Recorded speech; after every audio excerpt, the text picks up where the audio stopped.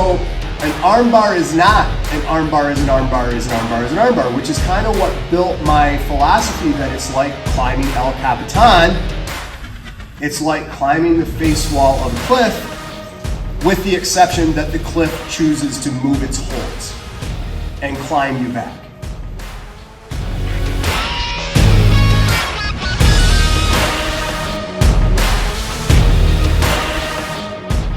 There is no exact technique that is going to work on every single person the same way every time.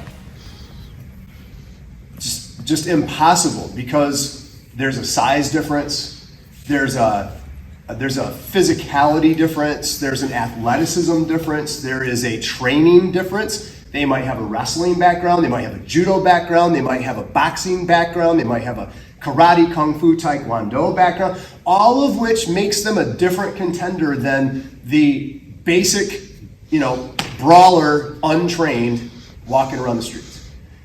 And so an arm bar is not an arm bar is an arm bar is an arm bar is an arm bar, which is kind of what built my philosophy that it's like climbing El Capitan. It's like climbing the face wall of a cliff, with the exception that the cliff chooses to move its holds and climb you back. That's the closest I can get to when you're up against somebody who's got some decent jiu-jitsu, is like every time you're like, and I think they're gonna not be there. And they move, because they're good. And it works, and jiu-jitsu works, right? This is kind of the saying that we've adopted is, man, how could I have gotten tapped? Because jiu-jitsu works. That's how. And if I'm not on my game, it's gonna get me.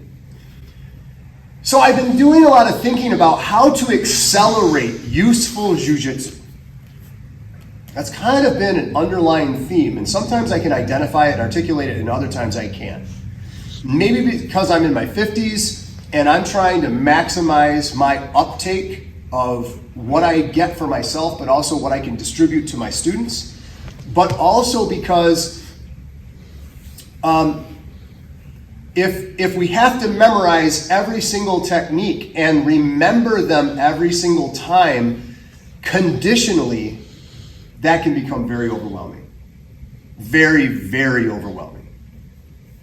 But if you can think about the job that needs to be done and the philosophical application of a system that works to accomplish that job, now you get to choose any tool you want.